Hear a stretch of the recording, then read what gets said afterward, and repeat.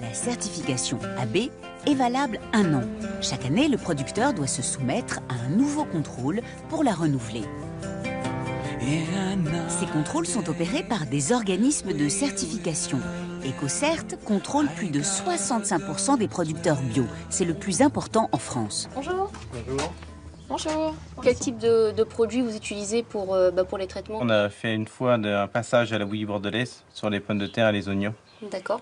Le contrôle annuel, en fait, il y a une partie administrative et une partie terrain. Sur la partie administrative, on fait la partie cahier de culture, voir qu'est-ce qui a été implanté sur les parcelles et tout ce qui a été fait sur les parcelles. Donc on vérifie les factures d'achat des agriculteurs. Donc en fait, je peux regarder si l'opérateur vend des fraises alors qu'il n'y a pas du tout d'achat de fraises bio, pas de plants, pas de semences.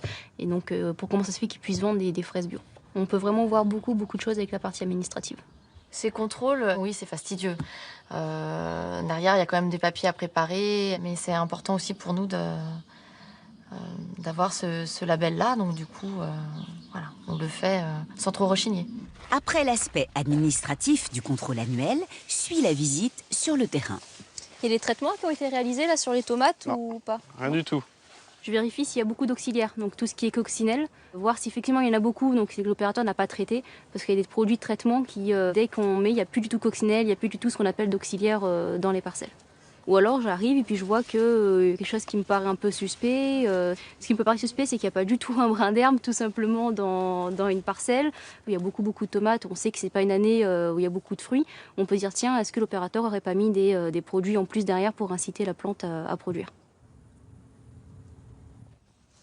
Il existe un deuxième type de contrôle qu'on appelle contrôle surprise ou contrôle inopiné, où par exemple là on ne prévient pas l'opérateur et on passe directement chez lui. On fait ce qu'on appelle une analyse de risque, donc on regarde en fonction de l'année, en fonction de la météo, quel type de production est plus à risque que d'autres.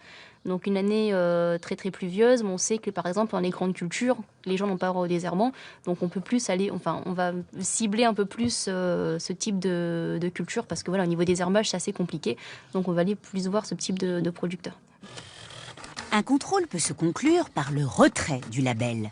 L'an dernier, EcoCert a déclassé 1500 producteurs, davantage pour des négligences que pour de réelles fraudes.